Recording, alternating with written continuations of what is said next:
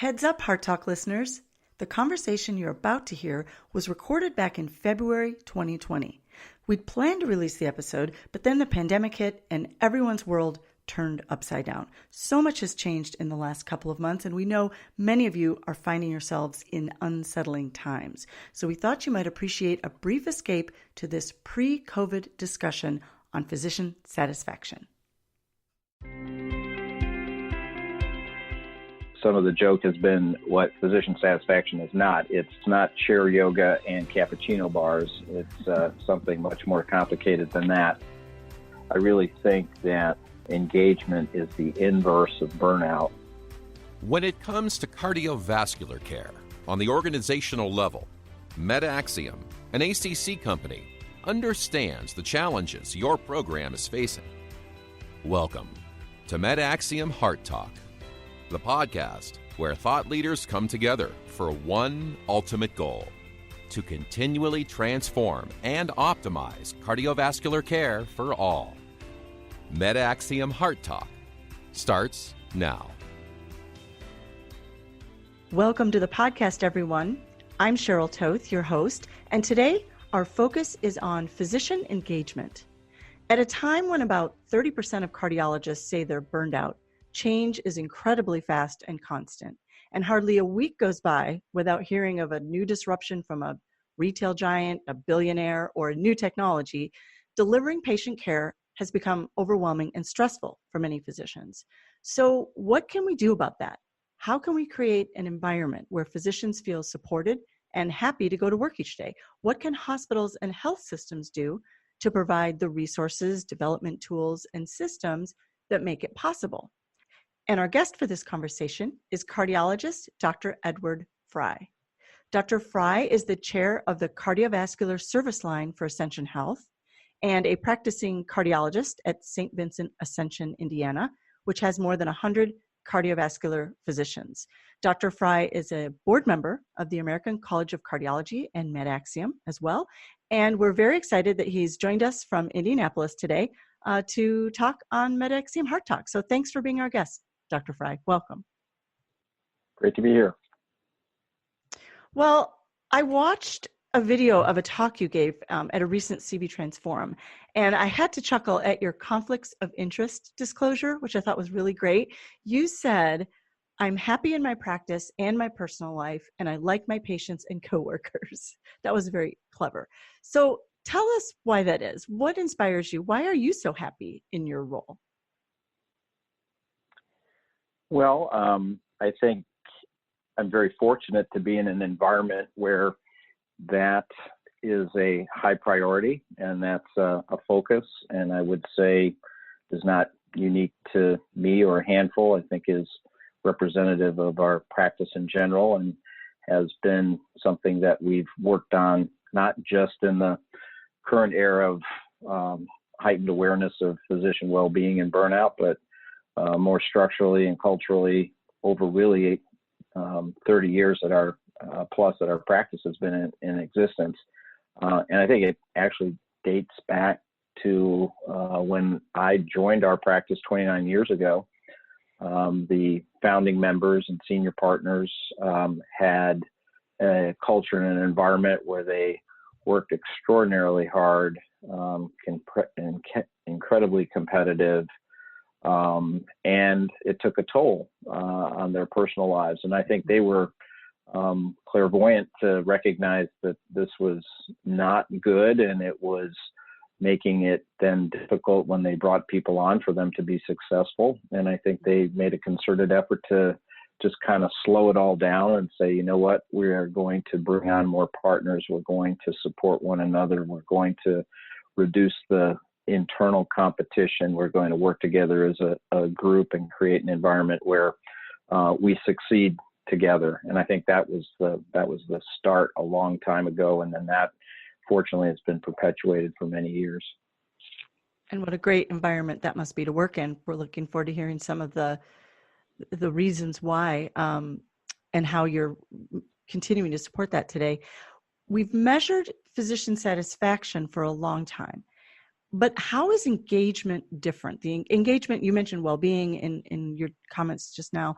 how is engagement and well-being different, and what is it? I mean, what are some examples of what engagement is? Well, I think, some of the joke has been what the physician satisfaction is not. It's not chair yoga and cappuccino bars. It's something much more complicated than that. I actually think that engagement is a key component to physician or really care team, clinician well-being, not just physician well-being. And frankly, I don't think you can have physician well-being without the entire team focusing on well-being and the entire team focusing on engagement. So to me, engagement is really synonymous with professionalism and what we used to deem as professionalism, and the components of that, I think, include an element of self-governance, even in an environment where many of us work in big healthcare systems, and sometimes it's easy to feel like you're a cog in the machine as opposed to a integral part, and certainly a departure from what we used to be used to in private practice, where we were basically small businesses and that ran themselves and succeeded or failed together.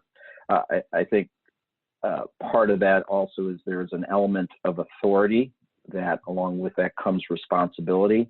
Those two things sound like they would be not necessarily satisfying, but having that skin in the game in terms of your professional well-being and professional outcomes, I think is important. And I think most clinicians feel comfortable with that and are accepting of that as the critical piece to self-governance. And then a level of accountability and recognizing that you have an accountability, but you have some control over that. And that all wraps together, I think, really equates to engagement. So these are a lot of great things. You've got professionalism, authority, responsibility, self-governance, accountability, influence over your professional course. And it sounds like, I like what you said too about it's not just the physician, but the whole care team. So how do all of those things you mentioned as physician engagement fit in with the care team definition of engagement and how it supports that quadruple-aim element? Well, I think it all does kind of flow from the top. And I think whether a physician is in a defined leadership role or not, they are inherently a leader, and they're a leader of a care team. And the members of that care team look to the clinician leader, the physician, to set the tone, set the philosophy, set the example. And if that is a positive one, that is amplified throughout the organization. If it's a negative one, it's very, very destructive.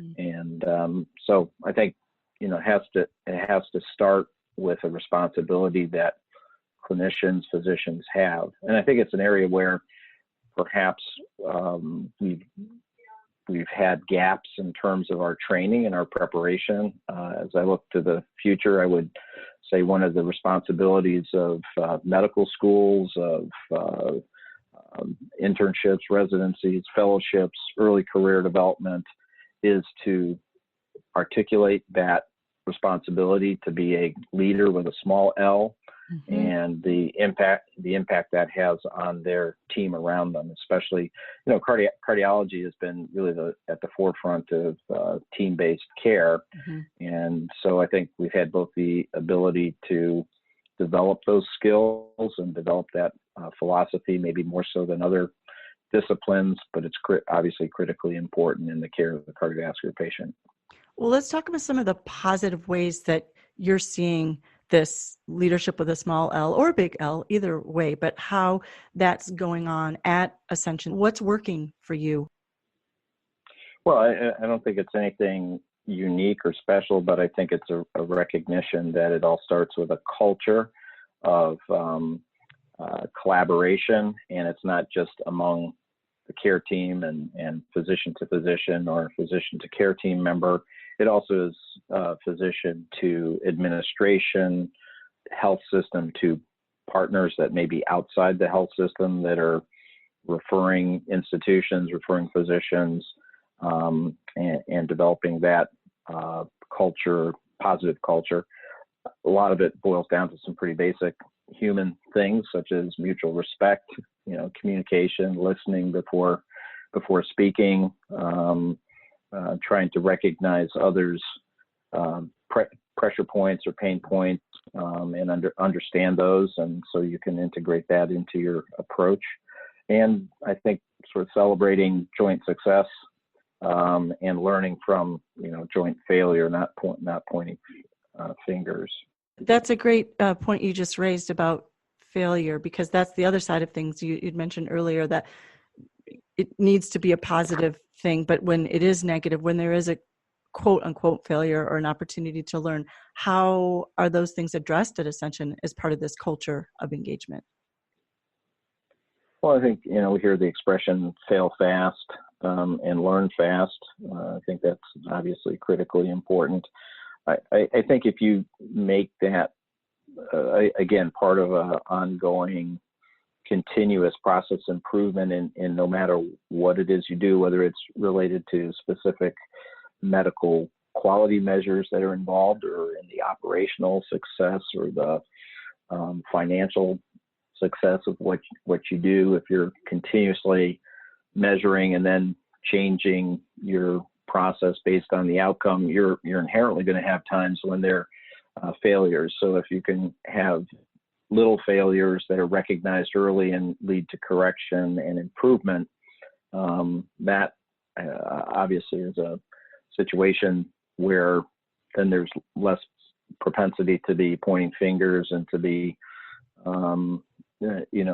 dragged down by whatever failure occurs. It's just part of the ongoing process of getting better and moving forward.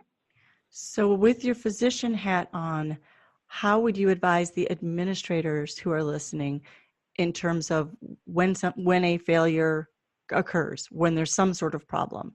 What are two pieces of advice you'd give those administrators in terms of how they can handle things with physicians? Well, I think number one is sort of non-judgmental feedback is the first place to start, and the second is just complete objectivity, keeping personal feelings and personal opinions out of things, and recognizing that when we do enter into a conversation that may be difficult around something that's not turned out the way that we wanted it to, that it's not the end of the world. It's the beginning of sort of learning how to get it fixed and move forward. There's certainly often frustration involved in those things, and sometimes there is some good reason as to maybe somebody has dropped the ball and not done their job, but at least giving people the opportunity to be able to improve rather than just throw in the towel. Well, and having those kinds of conversations, like you said, that really goes back to the culture, and it's the ideal, obviously, to encourage engagement and to have a good conversation and humane and positive and things like that. But what do you do when your organization is more toxic? If there are listeners out there that want to create a better culture of physician engagement in their organizations, where would they start? What do you suggest?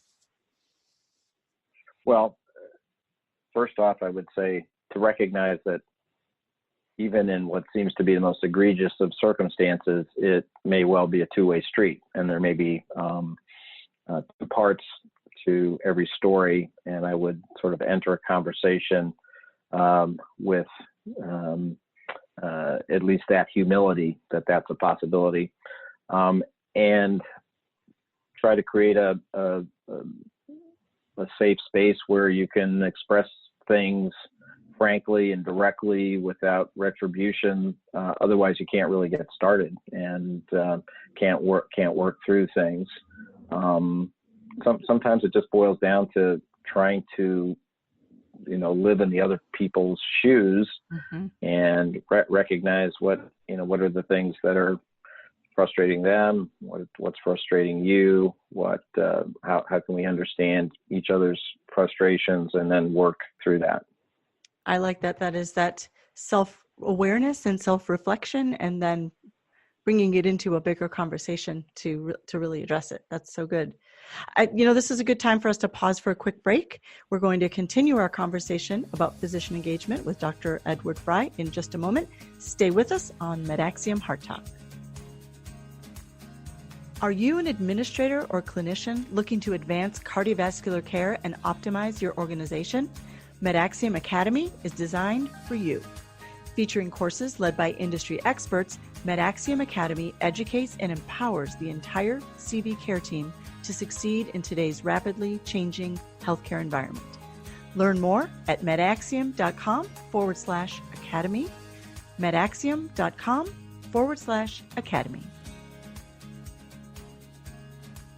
We're back and we're talking with Dr. Edward Fry.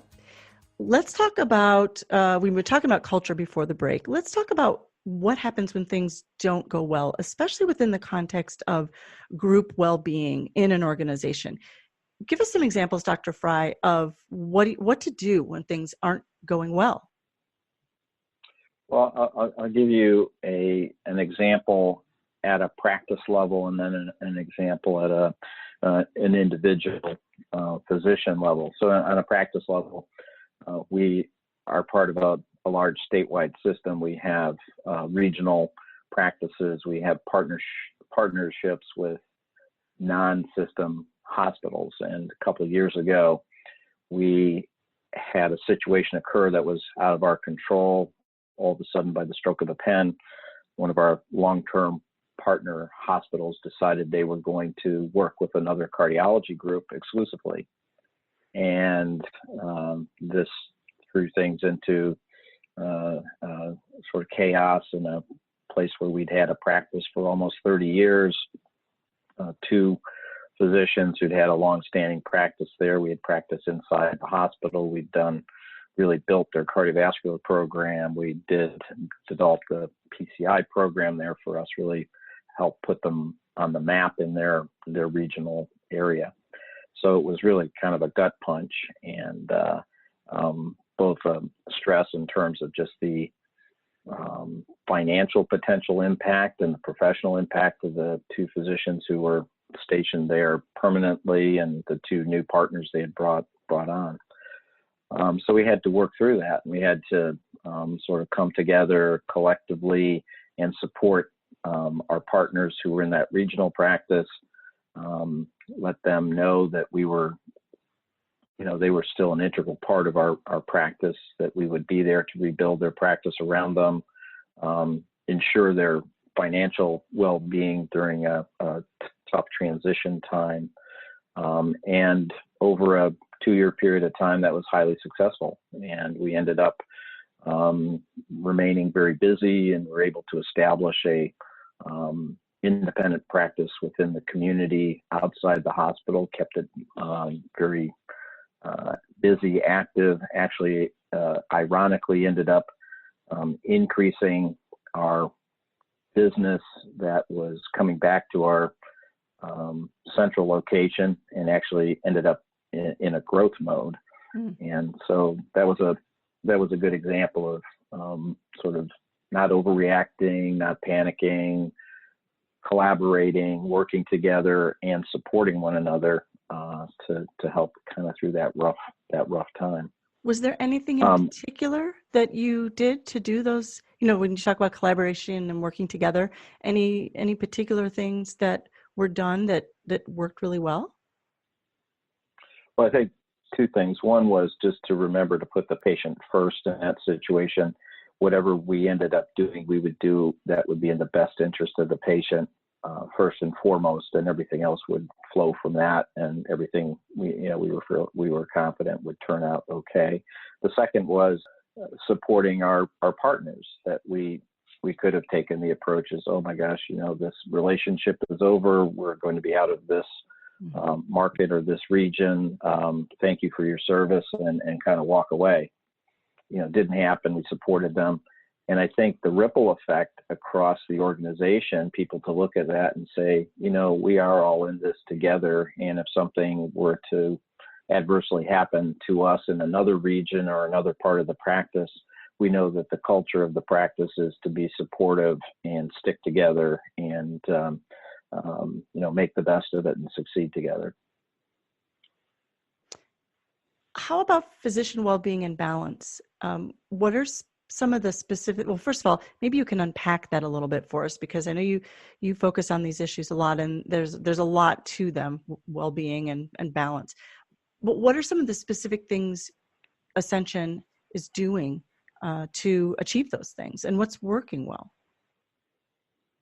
Well, number one, to recognize that it's a real problem and that it is pervasive, and that like many things in medicine, we are kind of tight-lipped about it. I forget what the exact statistic was from the Medscape survey, but if 30% of cardiologists are burnt out, it's a very small number who seek help and who verbalize that to their peers. So I think creating an environment where it's okay to do so, and that there's tools for them to access, even if it's just talking to somebody about it and somebody asking the question about it, is a really a good place to start. I think structurally is a recognition that, so what are the major components of physician burnout, and the surveys are very consistent over and over and over again. It's a few specific things. It's the unnecessary burdens of doing your work, pulling you away from the patient, pulling you away from the intellectual engagement of practicing medicine. Mm-hmm. It's the EHR, and that it doesn't work for you. It works for somebody else. It works for the billing department, but it doesn't work for you. It doesn't make your job better. It's the compliance and regulatory issues that are just add-ons. One of my partners famously says that physicians are actually the cheapest form of labor in the entire organization, because you can just expand the work required no matter what. And there's some truth to that. And so a recognition that that's not infinitely elastic, and that there's a breaking point. And to start, taking a step back and start looking at, well, what are things that we can do from an operational standpoint, an IT standpoint, a structural standpoint, that makes it easier for people to do their job, the job that they enjoy doing inherently, and just not make it misery doing the job that otherwise would give them satisfaction. Are there any specific things that your organization is doing, whether it's at the practice level or at Ascension on the larger level, to help with, you mentioned talking with somebody, that sometimes that really is very helpful for physicians. Any kind of coaching programs or other development tools being used, or that you'd suggest for this kinds of things, for dealing with burnout and handling this better? So several things. There's a specific program around recognizing physician burnout and giving people tools to, number one, I self-identify, and then number two, to be able to seek out appropriate resources, whether they're medical or counseling or just personal support. Mm-hmm. Within the practice, we try to meet with each cardiologist twice a year, and to have a discussion. It's not an evaluate. The traditional form is to have a annual or semi-annual evaluation. That's fine. That could be part of it. But to make it a dialogue and a two-way conversation about what can the practice do to help you, and likewise, what do you think you can do to help the practice? What things could improve to improve your work environment? What are your short-term goals? What are your long-term goals? And especially as we get into looking at career transitions of some of the members of the group, what's your 2, your 5, your 10-year plan? What do you see yourself doing it in 5 years? So to have that as a regular ongoing conversation, mm-hmm. That if it does nothing else, it creates the precedent of having had a pretty open conversation. So maybe when things aren't going so well, somebody feels perfectly fine picking up the phone and saying, "Hey, Ed, these are some things that are troubling to me," because we've already sort of had that, open that door in a more formal way before with the semi-annual conversations. Well, and who actually has those conversations? Because with over 100 physicians in cardiovascular services, is that one person that has conversations with everybody, or a team? How does that work?